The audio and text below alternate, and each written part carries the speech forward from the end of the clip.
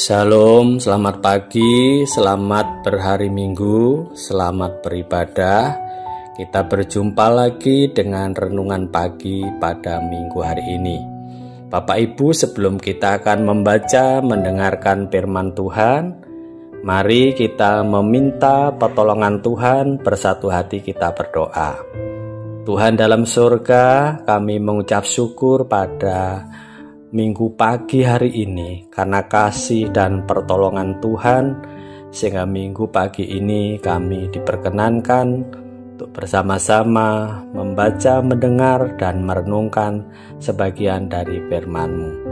Berfirmanlah ya Tuhan, kami semua siap menerimanya. Amin. Saudara-saudara, bacaan firman Tuhan pada minggu pagi hari ini terambil dari Mazmur 123 ayat 1 sampai dengan 4. Nas yang akan kita renungkan di ayat yang kedua yang demikian, lihatlah mata hamba-Nya laki-laki memandang kepada tangan tuannya, seperti mata hamba perempuan memandang kepada tangan nyonyanya. Demikian mata kita memandang kepada Allah kita sampai Ia mengasihani kita. Amin. Bapak, Ibu, dan Saudara, baru-baru ini sering kita melihat dan mendengar adanya perundungan yang terjadi di sekolah-sekolah. Banyak anak-anak remaja, pemuda, maupun dewasa sekarang ini yang mengalami perundungan atau bullying. Tidak hanya secara langsung, tetapi juga melalui media sosial. Hal ini ternyata tidak terjadi pada zaman sekarang ini saja. Pada masa itu, pada masa bacaan kitab Mazmur 123, ini juga terjadi dan dialami oleh umat Israel. Renungan pagi hari ini diberikan tema jangan menyerah, masih ada jalan. Saudara-saudara yang dikasihi dan mengasihi Tuhan Yesus Kristus, narasi Mazmur 123 ayat 1 sampai dengan ayatnya yang keempat. Ini menggambarkan kondisi umat Tuhan yang lama menderita. Karena begitu beratnya dan lamanya penderitaan mereka, sehingga mereka seakan-akan tidak ada satupun jalan yang bisa melepaskan mereka.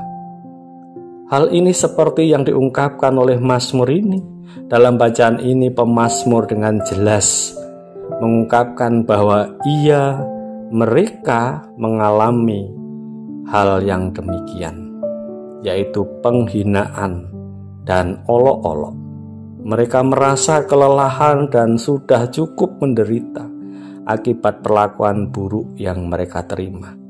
Dalam keputusasaan mereka memohon belas kasihan Tuhan untuk menyelamatkan dan melindungi mereka dari situasi yang sangat sulit tersebut. Permohonan ini mencerminkan adanya kerinduan penulis untuk merasakan pemulihan, keadilan, dan perlindungan dari Allah. Hal ini menjelaskan dalam keadaan yang sangat terpuruk sekalipun, yang seolah-olah sudah buntu, tidak ada jalan keluar, tetapi di dalam Tuhan jangan menyerah, masih ada jalan keluar, yaitu percaya terhadap kuasa Allah dan memusatkan dirinya hanya kepada Tuhan.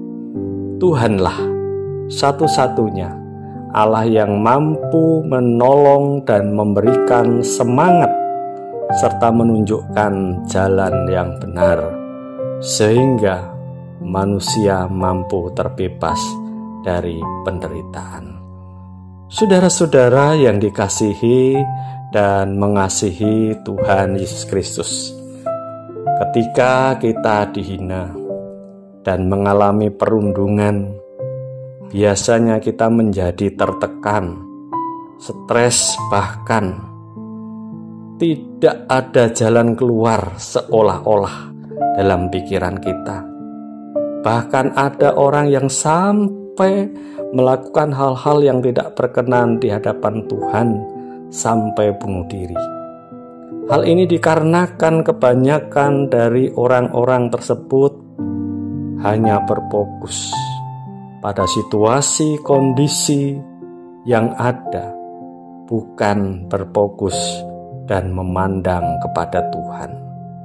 Oleh sebab itu, jika saat ini kita ada di antara kita yang sedang berada dalam situasi yang demikian, jangan menyerah, jangan putus asa. Baiklah kita mengambil sikap seperti yang dilakukan oleh pemazmur, datang kepada Allah dan memusatkan diri pandangannya, pikirannya hanya kepada kuasa Tuhan. Bapak, Ibu, dan Saudara yang dikasihi dan mengasihi Tuhan Yesus Kristus, janganlah kita menyerah, karena bersama Tuhan masih ada jalan.